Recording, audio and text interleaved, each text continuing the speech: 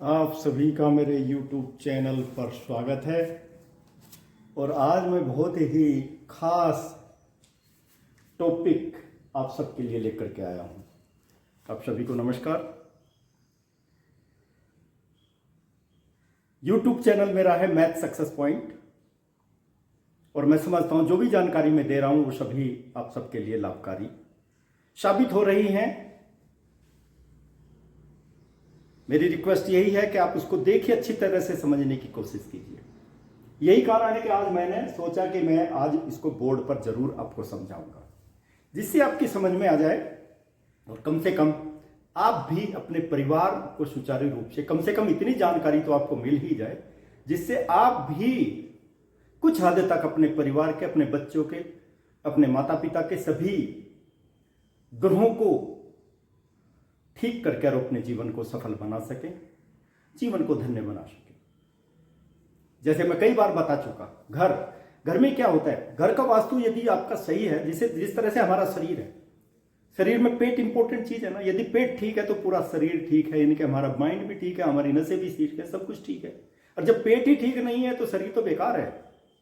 शरीर में बीमारियां कहां से लगती हैं? पेट से लगती है। उसी तरह से हमारी लाइफ का जो इंपॉर्टेंट पार्ट है वो हमारा क्या है? घर है। तो घर में कौन सी चीज कहां रखनी है वो आपको पता रहना चाहिए। तो सारी जानकारी आपको होनी चाहिए। यही चीज मैं आपको बता रहा हूं। कुंडली के बारे में भी आपको जानकारी होनी चाहिए। यानी कि ये जो चीज मैं बताऊंगा, न्यूमरोलॉजी प्लस एस्ट्रोलॉजी, दोनों के माध्यम से बताऊंगा। देखिए, एक चीज बहुत इंपॉर्टेंट है। वैसे तो मैंने बता दिया, एस्ट्रोलॉजी न्यूमरोलॉजी एकदम समुद्र है। समुद्र में घुस के बाहर निकलना बहुत मुश्किल है, लेकिन कम से कम इतनी जानकारी तो होनी चाहिए कि जिससे हम अपना काम चला सकें। ओके, देखिए मैंने यहां लिखा, आज मैं केवल दो ग्रह डिस्कस करूंगा, क्योंकि इससे ज्यादा करने से तो फिर पूरा दिन को पता नहीं कितना टाइम लग जाएगा।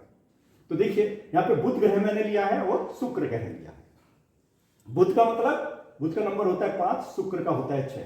बुध ग्रह के जो मित्र ग्रह है ना, वो सूर्य, शुक्र और राहु हैं। सूर्य मतलब 1, शुक्र मतलब 6 और राहु मतलब 4। 1, 4, 6। देखिए, सूर्य ग्रह भी लिख दिया मैंने, उनके नंबर भी लिख दिए। चंद्रमा का 2, बृहस्पति का 3, मंगल का 8, केतु का 7 और शनि का मंगल का 9। मंगल 9, मैं यहां पे इसको रिमूव कर देता हूं। मंगल 9 और शनि 8। फिर यहां पर देखिए शुक्र, देखिए ये तो मित्र ग्रह हो गए, सूर्य, शुक्र, राहु मित्र ग्रह हो गए।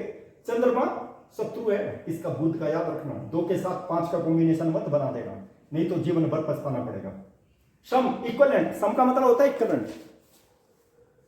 जिस तरह 2 आदमी एक ही पावर वाले होते हैं, तो उसमें क्या होगा, दूसरों को दूर से अंदर से तो भय तो रहेगा ही रहेगा। अरे उसकी भी पावर बहुत है, वो सोचेगा उसकी पावर बहुत है, दोनों इक्वलेंट है। वही ग्रह में भी होता है। तो इसमें क्या हुआ, ये मित्र ग्रह हमारे सूर्य, शुक्र और राहु, यानी कि 1, 6, 4 के साथ में हम संबंध बना सकते हैं। देखिए, 5 को 1 के साथ में बना सकता है, 5 6 के साथ में बना सकता है, 5 4 के साथ में बनाता है। और यदि 2 के साथ बना दिया ना, तो भैया जिंदगी भर पछताना पड़ेगा। मैंने बताया, मित्र तो आप किसी के साथ भी बन सकते हैं, किसी फ्रेंडशिप सबकी होती है, पूरे समाज में सारे मित्र ही तो होते हैं। लेकिन कैसे मित्र होते हैं वो आपको भी पता है। जो अच्छे दुख सुख में साथ देने वाले मित्र होते हैं बहुत ही कम होते हैं, वही हैं ये सूर्य, शुक्र और राहु। किसके? बुध के। शुक्र 6, शुक्र का नंबर 6 होता है। उसके मित्र ग्रह कौन से? शनि 8, बुध 5, केतु 7, ये इसके मित्र हैं। सूर्य 1, ये शत्रु है, देखिए शुक्र का शत्रु। चंद्रमा 2 और शनि फिर 8। ओके, शनि 2 बार लिख दिया मैंने। इसमें ये राहु है, एक्चुअली ये शनि नहीं है, राहु है। क्योंकि शुक्र का शनि तो मित्र है, दिस इज राहु। ये राहु है। राहु का नंबर होता है 4 और शुक्र का राहु शत्रु होता है। बृहस्पति 3, मंगल 9,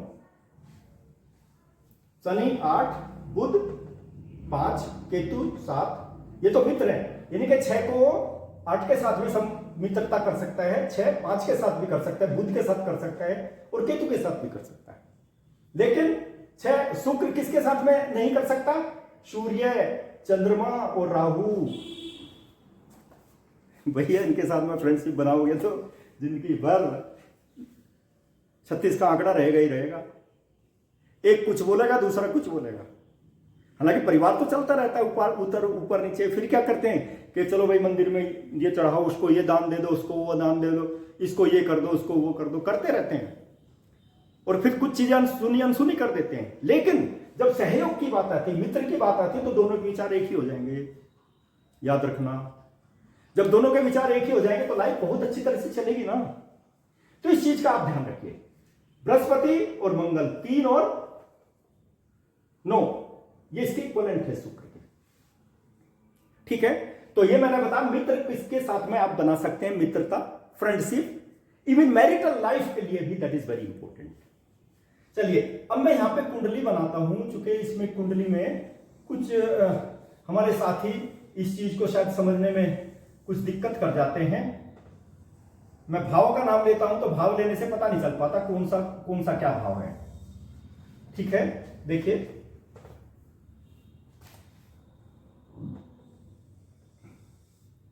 और ये कुंडली ही मैं यहां पे बना देता हूं।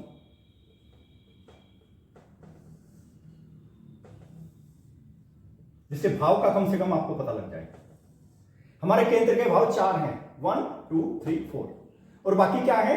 त्रिकोण 1 2 3 4 5 6 7 8। पहला भाव है जिसको हम लग्न का भाव बोलते हैं। पहला लग्न इसको बोलते हैं भाई। ठीक है, दूसरा, तीसरा, चौथा भाव घर भी बोलते हैं, तीसरा चौथा घर। पांचवा जो बच्चों का घर होता है, छठा, सातवां बहुत इंपॉर्टेंट हो, सातवां घर, आठवां, नौवां, 10वां भाव, 11वां और 12वां भाव। मैंने बताया 2 ग्रह की बात कर रहे हैं, बुध और शुक्र। वो मैंने बता भी दिया पहले ही आपको। फ्रेंडशिप या फिर शादी हम किसके साथ करें? इन नंबर वालों के साथ शादी करोगे ना, कोई दिक्कत नहीं होने इसलिए मैंने लिख दिया यहां पर, जिससे आप भूलोगे भी नहीं। You will not forget. ठीक है, चलिए देखिए ये भाव जो होता है शुक्र इसका मालिक है 2 का, और इसको हम धन भाव भी बोलते हैं। धन भाव, इसके बारे में बताऊंगा मैं। लग्न हो गया, उसके बाद हमारा क्योंकि कुछ ही भाव मैं आपके साथ में डिस्कस करूंगा, जिसमें धन भाव हो गया। ये तीसरा जो भाव है पराक्रम का भाव है। पराक्रम आप सब जानते हैं, पराक्रम। ये व्यय का भाव है। देखिए 12वां भाव व्यय का है, व्यय, खर्चा कैसा? नौकरी कर रहे हैं तो टर्मिनेशन भी हो जाता है, वो भी खर्चे में ही आता है। कहीं भी किसी भी तरह का व्यय हो रहा है तो वो ये घर कराता है, 12वां घर। यही जिम्मेदार है। यहां पर कौन सा ग्रह बैठा है, किस तरह का ग्रह बैठा है। यदि शुभ ग्रह बैठा है तो वो उसमें नहीं हो पाएगा, फिर वह ज्यादा नहीं होगा, ज्यादा हानि नहीं होगी, ज्यादा परेशानी नहीं होगी। इसलिए मैंने बताया कुछ ही भाव में डिस्कस करूंगा, क्योंकि सारे भाव डिस्कस करूंगा तो बहुत लंबी वीडियो हो जाएगी, आप भी बोर हो जाएंगे सुनते सुनते, आप सुन नहीं पाएंगे। इसलिए कुछ ही चीजें बताऊंगा। सुख, चौथा भाव सुख का होता है। सुख देने वाला। चौथे भाव में जिसका चंद्रमा बैठा रहता है ना, चंद्रमा, उसकी आंखें बड़ी बड़ी होती है, मोटी मोटी। आप ध्यान रखना, जिसकी मोटी मोटी आंखें वो समझ लो चंद्रमा बैठा वहां पर। और वो क्या करता है चंद्रमा? लेकिन एक चीज और है, मैंने पहले ही बता दिया, तो समुद्र है। चौथा भाव 10वें भाव को 100% की दृष्टि से देखता है, वो अभी बताऊंगा, उस टॉपिक में मैं अभी आऊंगा। पहला 7वें भाव को 100% की दृष्टि से देखता है, चौथा 10वें को 100% की दृष्टि से देखता है। लेकिन 8वां घर मृत्यु का है, ये मृत्यु का लिखूंगा भी यहां पर। ये चौथा भाव सुख का हो गया, और ये संतान का भाव है 5वां, संतान से जो भी चीजें होती हैं वो यहीं से होती हैं। यदि यहां कोई खराब ग्रह बैठा है ना तो बच्चे भी नहीं होंगे। बच्चे जब पैदा होते हैं वो 5वां घर उसका जिम्मेदार होता है। यहां पर कौन से ग्रह बैठे हैं, कौन से शुभ ग्रह बैठे हैं, कौन से शत्रु। 6ठा घर शत्रु का होता है। शत्रु, यदि किसी आदमी का शत्रु है ना, वो यही करवाता है। उसके बाद भवन वगैरह निर्माण, भवन निर्माण वगैरह दुनिया भर की चीजें कौन देता है? सातवां घर देता है। भवन, जिसको जिसको हम लोग बोलते हैं भार्या, भार्या भी बोलते हैं, भार्या, भार्या मतलब भवन इत्यादि, वो यहीं से हम लोग निकालते हैं। मृत्यु, आठवां घर तो मैंने बताया था मौत का घर होता है मृत्यु। मृत्यु आठवें घर में उल्टे सीधे अशुभ घर बैठे हैं ना, तो गड़बड़ करेगा ही करेगा। और मंगल जैसा बैठा है तो तब तो और भी गड़बड़ होगा। भाग्य, भाग्य हम 90 भाग से देखते हैं। भाग्य, जो हमारा भाग्य उज्जवल होता है ना, वो इसी से होता है, 90 भाग से। 10वें का भाग कर्म, जो आप कर्म करते हैं ना, कहते हैं कर्म किए जा फल की इच्छा मत करे इंसान, जैसे कर्म करेगा वैसे फल देगा भगवान। ये है गीता का ज्ञान, ये है गीता का ज्ञान, ये है गीता का ज्ञान, ये है गीता का ज्ञान। कर्म 10वां घर कर्म का है। 11वां घर किसका है भाई? आय। आपकी आय कैसी है? आय वगैरह सब जो भी होता है, धन सोना चांदी सब कुछ यहीं से मिलता है, दूसरे घर से। ये मंदिर भी है, मंदिर भगवान का घर भी बोलते हैं, दूसरा घर। शुक्र इसका मालिक है। चलो यहां तो लिख देता हूं मैं, इसका मालिक कौन है? शुक्र। शुक्र इसका मालिक है, दूसरे घर का मालिक शुक्र है। और शुक्र तो आपको पता ही है, शुक्र मैंने यहां भी लिखा हुआ 6 और 5, ये दोनों मित्र ग्रह हैं, बुध और शुक्र दोनों मित्र हैं। इनमें भी आपस में आप लोग फ्रेंडशिप बना सकते हैं। यहां पे लिखा हुआ है बुध का कौन? शुक्र फ्रेंड, शुक्र का बुध फ्रेंड, दोनों एक दूसरे के फ्रेंड है। लेकिन कभी कभी दिक्कत भी हो जाती है। वो दिक्कत कैसी होती है वो हम बताएंगे। देखिए सब ग्रहों को मैंने लिख दिया, सब जितने भी भाव हैं सब में लिख दिया, कौन किसका मालिक है। ठीक है जी। और अब हम क्या करते हैं, इसमें एक चीज आप लिख लेना, ये शुक्र और बुध दोनों, यदि मैं यहां पे लिख देता हूं 1 4 7 और 10 इस भाव में बैठे हैं, तब तो कोई दिक्कत नहीं है। दोनों एक दूसरे का मतलब दोनों शुभ फल देंगे। इसमें 1 4 7 और 10 बुध और शुक्र ये ग्रह, ये दोनों ग्रह इसमें कहीं पर भी बैठे हैं। और इसके अलावा कहीं पर भी बैठे हैं, ये दोनों अच्छा फल नहीं देंगे, ये याद रखना। बुध और शुक्र, उसकी कुछ चीजें, कुछ कंडीशन मैं बताऊंगा। देखिए उसमें क्या होता है, जब सूर्य और मंगल का टकराव होता है ना, देखिए एक चीज मैं आपको एक चीज और बता देता हूं। यहां पे देखिए कुछ ग्रह, देखिए 100% की दृष्टि से देखने वाले ग्रह, 100% में क्या होता है, एक भाव एक किसको देखता है? 7वें को। 7वें को 100% की दृष्टि से देखता है।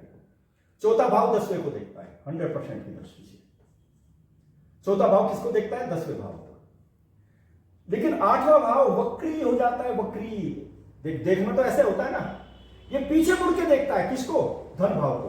8वां भाव 8वां भाव दूसरे भाव को 100% की दृष्टि से देखता है, याद रखना। एक मैं उदाहरण दे देता हूं। सपोज कोई सोल्जर बैठा है, ठीक है, जैसे देश की सीमा पर हमारे सैनिक देश की सीमा की रक्षा करते हैं, और वो देखते रहते हैं कहीं कोई दुश्मन तो नहीं है। दुश्मन की क्या कितनी स्थितियां हो सकती हैं? 3 स्थिति हो सकती हैं। एक तो क्या हो सकता है, जो हमारा सोल्जर बैठा है दुश्मन को 100% की दृष्टि से देख रहा है, यानी कि 100% देख रहा है, यदि कुछ भी एक्टिविटी करेगा तुरंत मार गिराएगा। एक सिचुएशन है कि हमारा जो सोल्जर है दुश्मन को 50% ही देख पा रहा है, उसको 50% उसकी गतिविधियां उसको नजर नहीं आ रही है। और यदि वो गोली मारेगा, हो सकता है उसके पैर में लग जाए, हाथ में लग जाए, मरेगा नहीं। लेकिन दूसरा क्या है, 25% भी बताऊंगा मैं, कौन सा ग्रह किसको 25% की दृष्टि से देखता है। मैंने क्या बताया, 50% केवल आधा देखेगा, 25% में तो थोड़ा बहुत ही दिखाई दे रहा है, कहीं पर भी थोड़ी बहुत लगेगी, यानी कि वो उसको ज्यादा नुकसान नहीं होने वाला। खराब तो होगा, यानी कि जहां पर हमारा सोल्जर उसके ऊपर गोली चलाएगा नुकसान तो उसको होगा, हो सकता है उसके टेंट वेंट सब खत्म हो जाए। लेकिन जब 100% का नंबर आता है ना, 100% की दृष्टि से देख रहा है, 100% की मतलब उसको खत्म कर देगा, बिल्कुल जिंदा बचेगा नहीं। वही कारण इसका है, जहां पे यदि कोई अशुभ ग्रह बैठा है ना, और यहां पर भी कोई ग्रह बैठा है, इस धन भाव को खत्म कर देगा, धन की प्रॉब्लम होगी ही होगी, सुधारना मुश्किल हो जाएगा यदि यहां पर अशुभ ग्रह बैठा है और ये उसको वक्री की दृष्टि से 100% से देख रहा है। यही मैंने बताया, चौथा भाव 10वें भाव में, वही चौथे भाव में कोई ग्रह बैठा है, यदि यहां मित्र ग्रह बैठा है तब तो ठीक है, कोई बात नहीं, चलेगा। और यदि यहां पर कोई भी शत्रु ग्रह बैठा है तो भैया वो तो खराब करेगा ही करेगा। यहां पर सपोज चंद्रमा बैठा, चंद्रमा को खराब कर ही देगा। कैसे? यहां केतु बैठा है, यहां चंद्रमा बैठा है, तो ग्रहण तो लगेगा ही लगेगा ना चंद्रमा को। चंद्रमा के का जो प्रभाव है उसको खत्म करेगा ना वो, और वो 100% खत्म करके रखेगा उसको, क्योंकि ये इसको चौथे भाव, मतलब ये यहां पे केतु बैठा है या कहीं भी, यहां पे चंद्रमा बैठा, कहीं भी बैठा हो, ये भाव इसको 100% की दृष्टि से देख रहा है। उसके बाद आपका लग्न इसको देख रहा है 100% की दृष्टि से। और यहां पर जो है मान लिया शनि बैठा है, शनि शुक्र क्या होते हैं? शनि और शुक्र एक दूसरे के मित्र हैं। यहां पर मान लिया शनि बैठा है, यहां शनि यदि 7वें घर में बैठा है ना, इधर उधर कहीं शुक्र बैठा है या शनि के साथ शुक्र बैठा है, वारे किनारे कर देगा, पूरा घर भर के रख देगा। तो इसलिए ध्यान दीजिए आप इन चीजों के ऊपर। फिर मैंने बोला 50%, 50% में कौन आता है? 50% में देखिए आप लोगों का जो 50% है उसमें तीसरा घर किसको देखता है? एक तो 9 और 11, 9 ये रहा और 11 है, तीसरा घर ये रहा, इनको 50% की दृष्टि से देखता है 50%, 9 और 11। उसके बाद आता है आपका पांचवा घर किसको देखता है? 9 को देखता है। देखो तीसरा भी 9 को देखता है, पांचवा भी 9 को देखता है, 50%। अब आता है 25%। इंपोर्टेंट चीज बताऊं, 25% में 25% में आता है दूसरा घर, देखो ये धन भाव। 25% में 6 को 25% की, दूसरा धन भाव 6 को 25% की दृष्टि से देखता है। और फिर क्या होता है? 8वां घर 12वें को, और फिर दूसरा 6 घर, 6 भी तो देखता है ना 12वें को 25% की दृष्टि से, और 8वां भी इसको, 8वां घर 12वें घर को इतनी दृष्टि से देखता है 25। मेरे ख्याल से यहां दिखाई नहीं देगा आपको, 25% में यहां नहीं दिखता, मैं ऊपर लिखूंगा इसलिए इसको हटा दीजिए, क्योंकि नीचे दिखाई नहीं देगा आपको। 25% में क्या आ गए? 25% में आ गए दूसरा भाव 6 को 25% की दृष्टि से देखता है। 8वां भाव 12वें को 25% की दृष्टि से देखता है, 6 भी 12वें को, ये 12वां भाव है, 12वें भाव को 20% की दृष्टि से देखता है। इसलिए मैंने इससे पहले वाली वीडियो में भी बताया था, 8वें घर में और 12वें घर में यदि मित्र ग्रह बैठे हैं ना, देख लो यहां पर मित्र ग्रह बैठे हैं, 6 में भी शत्रु नहीं है, मित्र ग्रह ही बैठे हैं, लगभग उसके फेवरेबल वाले ही, उसके फेवर वाले ग्रह बैठे हैं, और दूसरा घर खाली है, धन भाव में हानि नहीं होगी, और ये जो ग्रह हैं ये एक दूसरे को धन हानि या दूसरी तरह से किसी भी तरह की हानि नहीं देंगे, लेकिन ये घर खाली होना चाहिए। दूसरा, यदि यहां पर कोई भी ग्रह बैठा है और यहां पर उसका शत्रु ग्रह बैठा है तो धन भाव को खत्म कर देगा, 100% खत्म कर देगा वो, उसको धन हानि होगी ही होगी, यानी कि धन नहीं आने देगा, याद रखना। इसलिए मैंने ये लिखी है सारी दृष्टि यहां पर, तो इन चीजों का आप ध्यान रखेंगे। चलिए मैं कुछ चीजें और बताता हूं, यहां पर कुछ चीजें और डिस्कस करते हैं हम लोग जो बहुत ही इंपॉर्टेंट हैं। सूर्य और शनि का टकराव, सूर्य और शनि का टकराव यदि कहीं पर भी हो रहा है, जैसे मैंने बताया ना 100% की दृष्टि से कोई देख रहा है, मान लिया कहीं पर सूर्य बैठा है और उस दूसरी साइड में शनि बैठा है और उनका टकराव हो रहा है, आपस में टकरा रहे हैं, ग्रह टकराते भी तो है ना, टकरा रहे हैं, तो क्या है? सूर्य और शनि का टकराव है, तो इनमें क्या होगा? या फिर झगड़ा हो रहा है। सूर्य शनि में टकराव होने का मतलब शुक्र तो मारा जाएगा, शुक्र को खत्म कर देंगे वो, शुक्र मारा जाएगा। सूर्य और शनि में यदि टकराव हो रहा है या आपस में झगड़ा हो रहा है तो शुक्र तो मारा जाएगा, शुक्र नहीं बच पाएगा, ठीक है। दूसरा, शुक्र को ठीक कैसे करें? मान लिया शुक्र अशुभ फल देता है, बहुत अच्छे उपाय हैं, भाई घर को साफ सुथरा रखिए, आप जितने भी कपड़े हैं साफ सुथरे कपड़े, अच्छे कपड़े पहनिए, फटे हुए मत पहनिए। और भाई थोड़ा बहुत दान भी दे दीजिए, मंदिर में दान दे दीजिए। शुक्र, शुक्र कहाँ का मालिक है? दूसरे घर का मालिक है। मंदिर पूजा स्थान भी बोलते हैं इसको, धन भाव भी है, पूजा स्थान भी है दूसरा। तो मंदिर में क्या दे दीजिए? सफेद चीजें, सफेद चीजें बांट दीजिए आप। रुई दे दीजिए और भाई सफेद मिठाइयां दे दीजिए, चढ़ा दीजिए, या फिर आप दही दे दीजिए, सफेद चीजें दे दीजिए। और सबसे अच्छी बात बता रहा हूं, अरे भैया पत्नी का आदर कीजिए, पत्नी का आदर। पत्नी यदि घर में सुख है ना, तो बहुत सारे ग्रह शांत हो जाते हैं। क्योंकि पत्नी को लक्ष्मी का रूप दिया गया है, लक्ष्मी। और जब लक्ष्मी अच्छी है, यानी कि पूरी मतलब पूरी एक अच्छी तरह से खुश है, शुक्र कभी खराब नहीं होगा। खराब होगा भी तो सब ठीक हो जाएगा। दूसरा मैंने बता दिया, साफ सुथरा काम, फटे हुए कपड़े कभी नहीं पहनने चाहिए। हम लोग क्या करते हैं, फटा हुआ कपड़ा लेकर के, मान लो फट भी जाता है तो उसको दूसरे कामों में यूज करना शुरू कर देते हैं उसको। अजी बिल्कुल घर से बाहर नहीं, जब तक उसका एकदम पता भी नहीं चलने का तब तक हम उसको यूज करते रहते हैं। ऐसा मत कीजिए। इवन फटे हुए कपड़े को तो कभी हम दूसरे कामों में भी यूज नहीं करना चाहिए। शुक्र अपने आप ठीक हो जाएगा। बुध ग्रह को ठीक करने के लिए, बुध 5 नंबर, वो भी मैं कई बार बता चुका बुध ग्रह का। तो भैया फिटकरी, शाम को खाना खाने के बाद फिटकरी का कुल्ला कीजिए ना।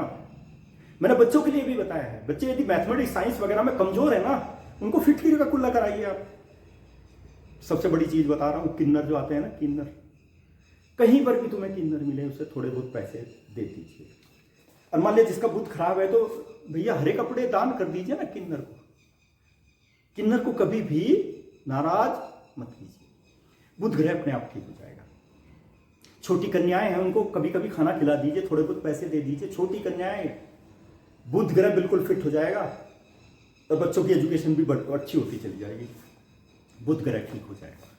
तो मैंने बुध और शुक्र दोनों का बता दिया उपाय कैसे आपको करना है। दूसरे फिर कुंडली भी बता दी मैंने, कौन सा घर किसका है।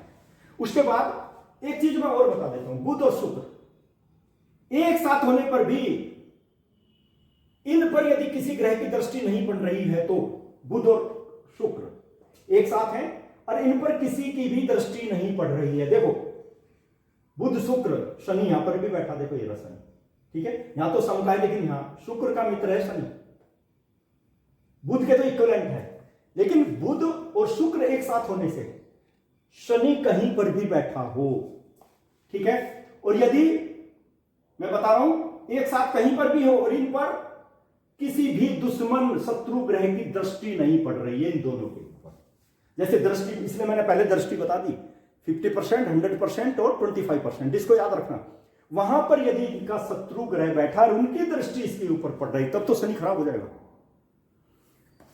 और यदि शत्रु ग्रह की दृष्टि इनके ऊपर नहीं पड़ रही तो शनि बहुत अच्छा फल देगा। शनि का आपको पता ही है, सने सने धीरे धीरे काम करते हैं, लेकिन ऐसा काम करते हैं कि आपको ट्रक में भर करके मालो माल बना देगा और ट्रक में भर करके ही खाली भी कर देगा। ये महिमा है शनि की। दूसरी बात, यदि बुध और शुक्र, मैंने बताया शनि मतलब शनि यदि वो मतलब इनका प्रभाव इनके ऊपर किसी भी ग्रह की, शत्रु ग्रह की दृष्टि नहीं पड़ रही तो शनि ठीक होगा। फिर क्या हो जाएगा, धन और हेल्थ, धन भी आएगा, हेल्थ फिजिकली भी ठीक हो जाएगी। क्योंकि इन दोनों के ठीक होने से यदि इनके ऊपर दृष्टि नहीं, शनि तो ठीक हो रही है और शनि ठीक हो रहा है तो देखो धन भी आएगा और हेल्थ भी ठीक हो जाएगी, ठीक है। जब ये दोनों ठीक हो जाएंगे फिर क्या चाहिए, फिर तो कुछ नहीं चाहिए।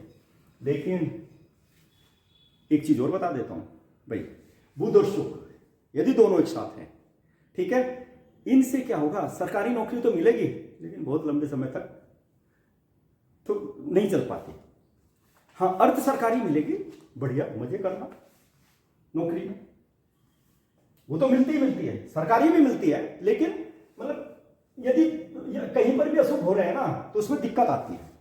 बस ये चीज याद रखना। एक चीज मैं और बता देता हूं, दूसरे घर में, इसी घर में, दूसरे घर में देखो ये रहा दूसरा घर, यहां देख लीजिए, इसके लिए मैंने कुंडली बनाई। बुध और शुक्र यदि यहां बैठे हैं, यहां पर बैठे हैं, किसमें, धन भाव में, जहां पर जो मंदिर का भाव है हमारा, धार्मिक स्थल है, धार्मिक स्थल जिसको बोलते हैं। बुध और शुक्र दोनों यहां पर बैठे हैं, जिसकी भी कुंडली में बैठे हैं, तो वो मनुष्य या तो व्यापारी बनेगा, व्यापारी वैसा कैसा नहीं, बहुत अच्छा व्यापारी, या आड़ती बनेगा। लेकिन मैंने पहले ही बता दिया भाई। अब एक चीज देखिए, मान लिया सपोज हमारा कोई वीआईपी, भारत का वीआईपी और अमेरिका का वीआईपी कहां पहुंच जाए, मित्र देश में ही पहुंच जाए, सपोज रशिया में ही पहुंच जाए, ठीक है, दोनों मित्र है ना, डिसीजन कहां पे लेने गए हैं, रशिया में, तो दोनों मित्र भी संकट में पड़ जाएंगे, धर्म संकट में पड़ जाएंगे। हमें क्या बोलना चाहिए, नहीं तो यूक्रेन नाराज हो जाएगा और बाकी नाटो देश भी नाराज हो जाएंगे। यानी कि वहां पर जो उनका जो डिसीजन होगा संदिग्ध हो जाएगा, याद रखना।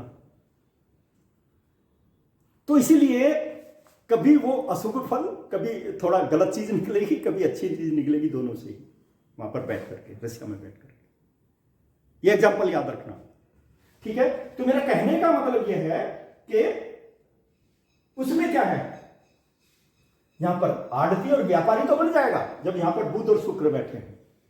लेकिन यदि ऐसे आदमी का चाल चलन उसने अपना खराब कर लिया ना, चाल चलन जानते हो ना, चाल चलन में बहुत चीजें आती हैं, दूसरे की स्त्री को तकना, दूसरे की स्त्री के ऊपर अटैक करना, ये करना, ये सब चीज चाल चलन में आती है।